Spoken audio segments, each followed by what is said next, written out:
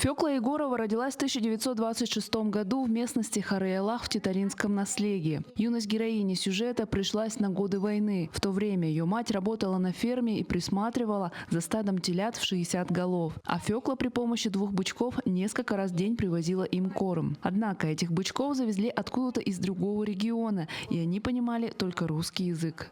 Они по-якутски не знают, а я по-русски тогда плохо знаю. И вот кое-как управилась с этими быками.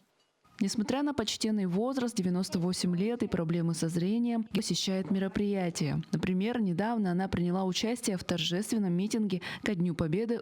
История жизни Фёклы Егоровой – это история не только одной женщины, но и всей эпохи, всего поколения, которое прошло через войну. И нам важно помнить их бесценный вклад в наше общество.